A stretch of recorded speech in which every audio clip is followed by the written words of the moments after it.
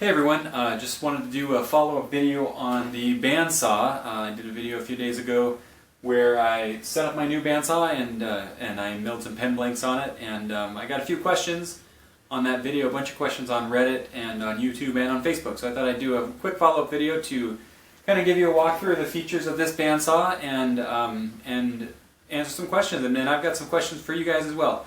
So let me bring in and show you some of the features of this bandsaw. This is the Jet 14-inch DX Pro bandsaw. I bought it from Amazon. That was one question that was asked, and I had a friend help set it up with me. Basically, it comes in two boxes. One is just the base at the bottom, and it's pretty lightweight and pretty easy, mostly already assembled. Then you've got basically the whole frame here in another crate, and it takes at least two people to help get that thing up there. It weighs over 200 pounds, so it was pretty heavy. So I did have a friend come and help me out, and I'll bring you in and show you some of the other features of this bandsaw.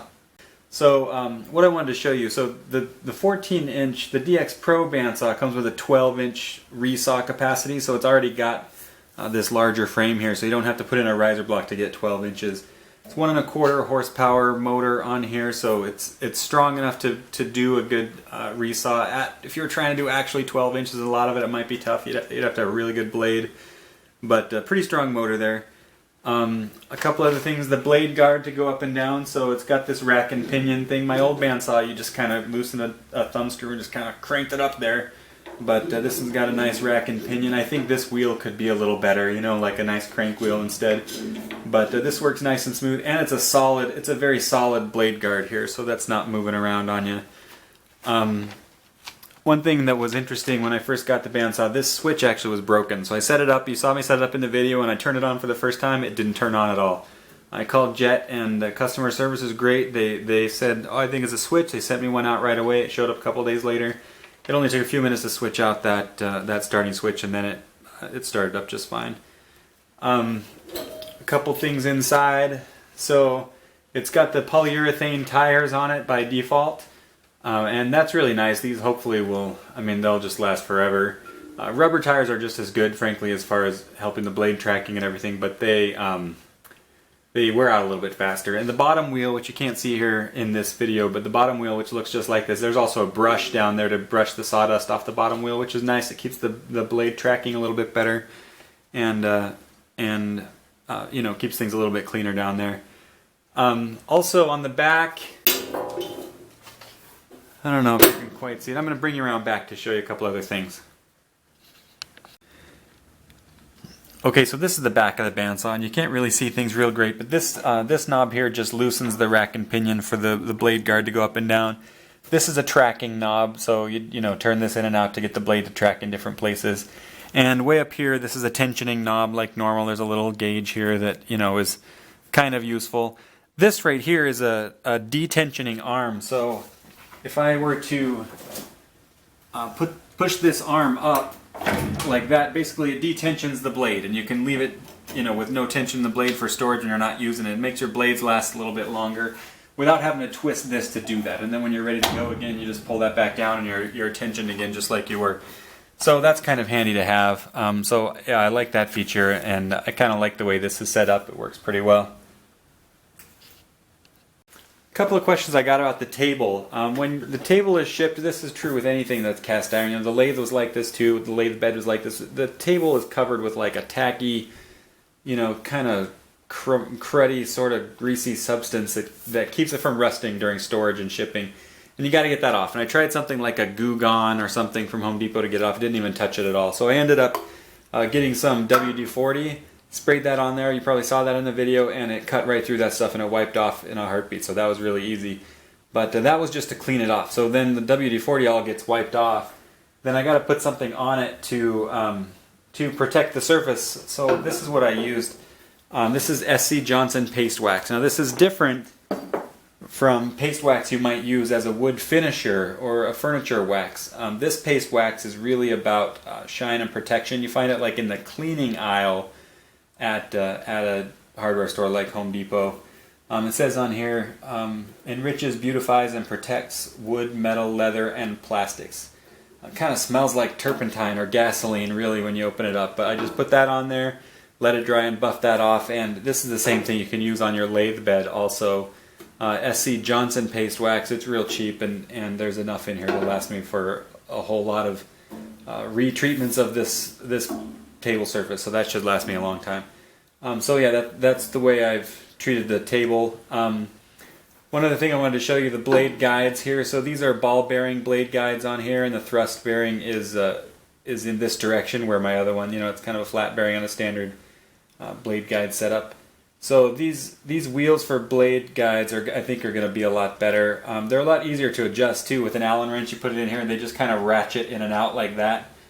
So it's really easy to slide these in and out. The bottom ones under the table are exactly the same. And if you got to adjust them, if you change your blade, just take the table off of your bandsaw. It's so much easier to adjust the blade guides on the bottom without the table on. And once you get used to taking your table on and off, it really goes real fast.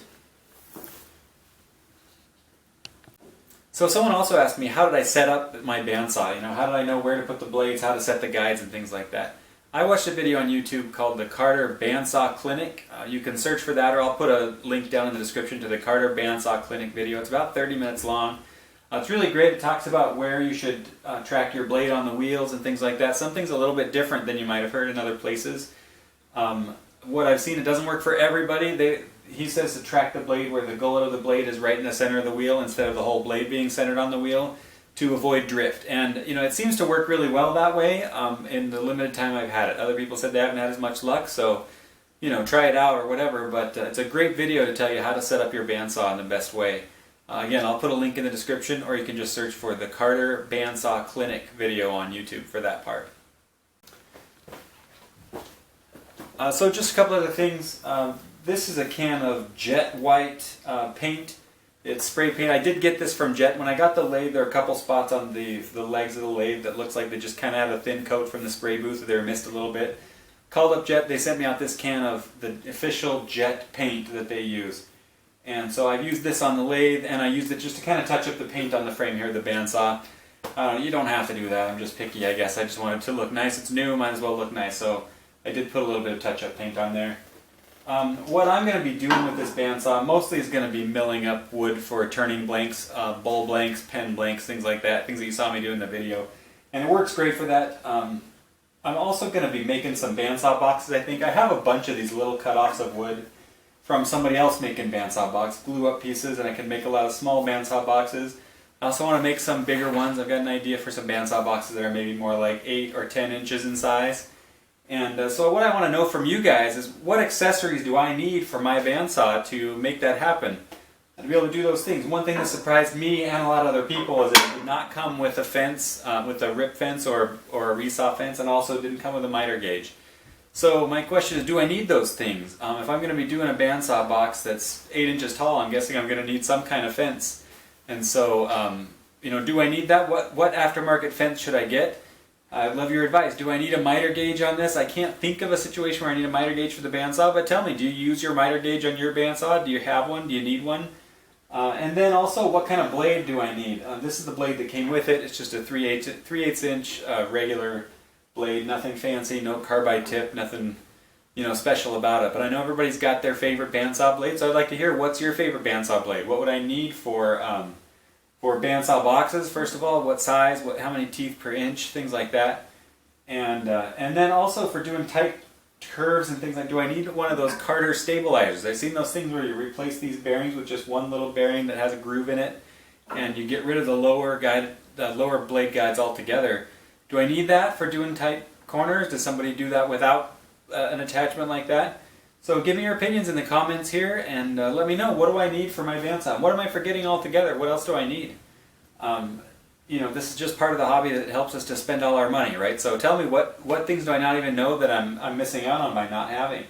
I'd really appreciate your comments. And otherwise, if you like this video or my other videos, please like it and subscribe here on YouTube. And thanks for watching. Let me know if you have any other questions, and I'll be sure to answer them. Thanks a lot. See you guys next time.